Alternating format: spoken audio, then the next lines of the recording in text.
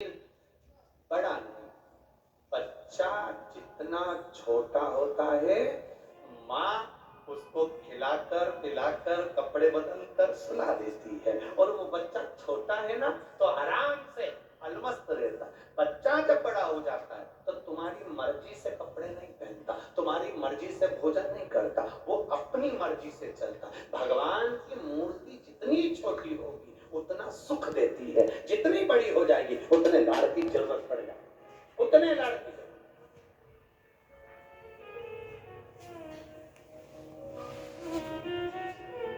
कितनी छोटी। अब आप कहोगे गुरु जी तुम इतनी बड़ी बड़ी बातें करते हो, तुम्हारे ठाकुर जी भी तो देखो कितने बड़े। आपको मालूम होगा कि इंदौर में कथा थी, बहुत साल पहले, 20-1 साल पहले की बात होगी, 20-22 साल के पहले। इंदौर के सेठ जिनके पास में ठाकुर जी थे, और उनके कोई गुरु जी, अब गुरु जी तो गुरु जी होते हैं, उन्होंने कह दिया इतनी बड़ी मूर्ति घर में नहीं होना चाहिए। अब उनको कह दिया कि इतनी बड़ी मूर्ति घर में नहीं होना चाहिए, तो वो इनको नर्मदा जी में विसर्जन के लिए लेकर जाने लगे या कहीं देने के लिए जाने लगे।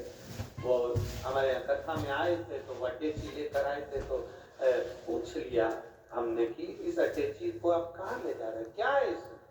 उन्होंने कहा इसमें लड्डू गोपाल है ठाकुर जी। हमने कहा कहाँ ले जा रहे हैं? हमारे गुरु जी ने कहा इतनी बड़ी मूर्ति घर में रेणुका जी में छोड़ने के लिए या आश्रम पर किसी के यहाँ देने के लिए जा रहे हैं। तो हमने कह दिया लाडला है, कहाँ इसको नर्मदा के जल में आप छोड़ोगे, हमको दे दो, हमारे साथ कथा में चलता रहे, आनंद से श्रवण करता रहे, भक्ति करता रहे। क्या लाडला है, उसका नाम हमने कल्लू रखा, हमारा कल्लुआ है लाडला। जय हो, जय जोहार, जय हो। तो ये तो एक आनंद का विषय है, एक रसतत्व का विषय। जितने छोटे भगवान होंगे उतने आप भक्ति में रम सकते हो। ये मत सोचो कि शिवलिंग बड़ा होना चाहिए, शंकर भगवान का स्वरूप बड़ा होना चाहिए, या मंदिर में जितना बड़ा शिवलिंग होगा उतना आनंद होगा, या हम बड़ा शिवलिंग रखेंगे, या हम ऐसा करेंगे, हमारे घर में तो पीतल का शिवलिंग है, हमारे घर में तो पारस का शिवलिंग है, हमारे